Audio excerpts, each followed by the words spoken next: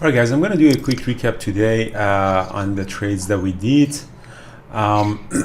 So for me was the best trade for me was what was it? Which one did we trade? Mine was eyes. You traded NIO. NIO, NLSP. No. I'm losing my mind. NLSP, yeah. Oh, because I deleted that. That's why. I deleted that. That's why. So NLSP, I traded at the open and opened really strong, and it's just opened extremely. This is stock that was up 10%. I don't know what it is doing.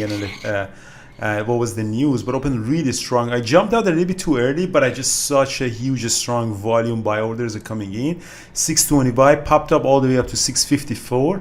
That was really good, and then it pulled back. I added more here at 647, popped up to 670, and again I added. So here's the trade's really bad. I mean, this is really a bull flag, but it just the pops was really making it really difficult to trade.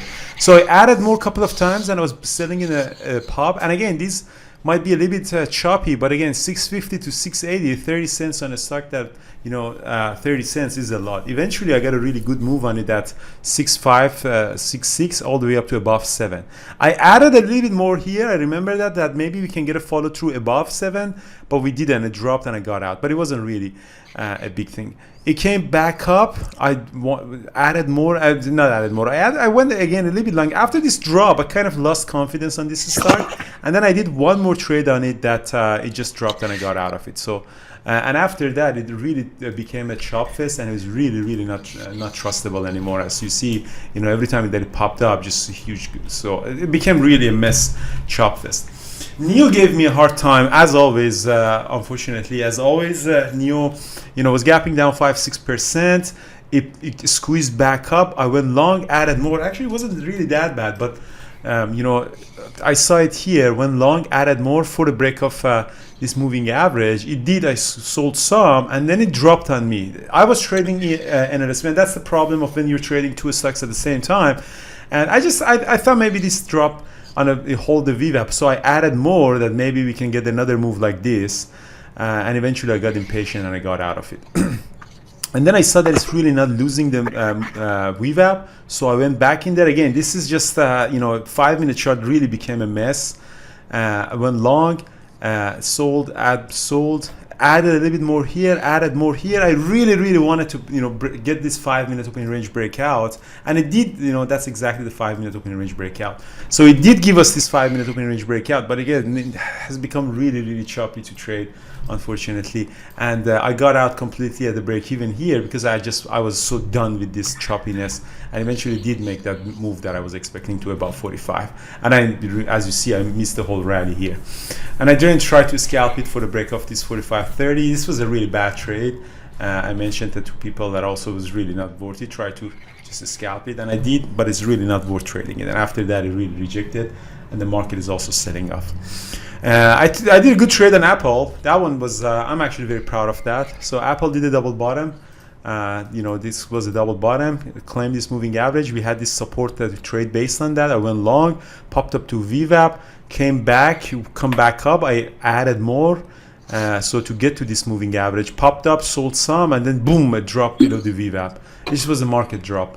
So I got it stopped out at the break even. And then I suddenly that it came back up, so I added more than another 5,000-6,000 shares, and all the way up, squeezed above to this moving average, and I was just out completely on it. So that was a much better trade on it. At least I had that. So I had a pretty good day, having said all of this mess. I'm still exposed to this TQQ, unfortunately. Yesterday I was up 50,000, but I just didn't sell it, and I'm really exposed on it, and see how it does. ARK, the Cathy Wood ETF, still holding it. I sold my TNA. Really didn't do much TNA. Went to all-time high, but I just sold it. TNA is the leverage ETF for IWM, small caps.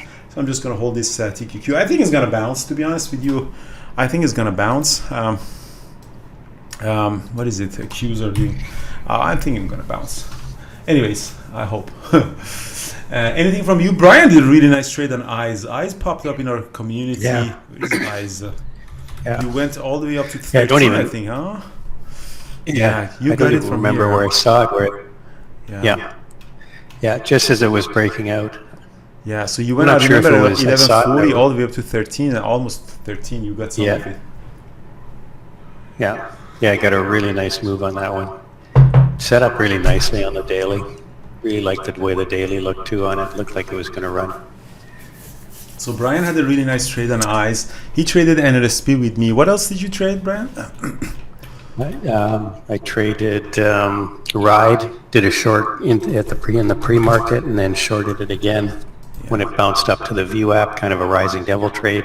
Yeah, so And yeah. Yeah, so Jared did a really nice trade on the GE. Peter did a really nice mounting pass on, let's find the Peter's trade on the mounting pass. AMD. AMD, yeah, of course, AMD.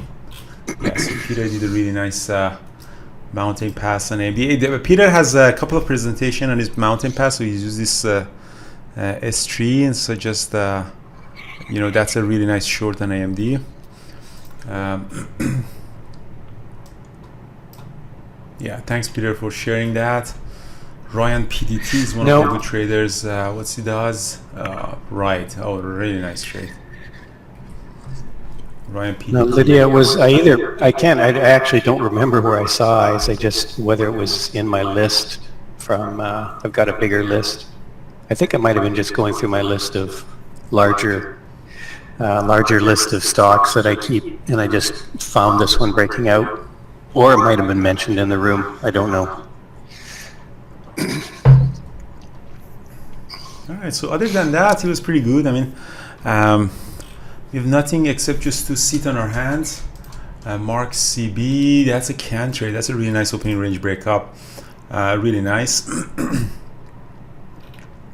And one thing that I wanted to mention is about the NIO. So the 5-minute opening range breakup, so that's something that's good to know, guys. 5-minute opening range breakup doesn't necessarily mean that it starts at 9:36.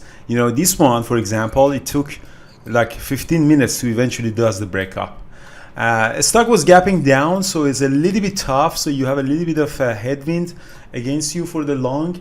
But in this particular case, eventually did that, and I traded really, really bad. I've been trading really bad, and I'm not really embarrassed to say that. I have to accept the reality that I traded really bad. It's been a while that I can't really get a good move on it.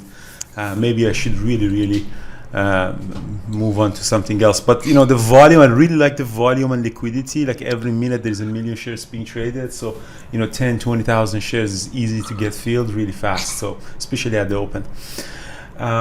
Anyways, so that's it, guys, for me. Thank you, guys. See you guys all Monday morning. Have a good weekend. I think there's a daylight saving time, saving this weekend too. Spring ahead.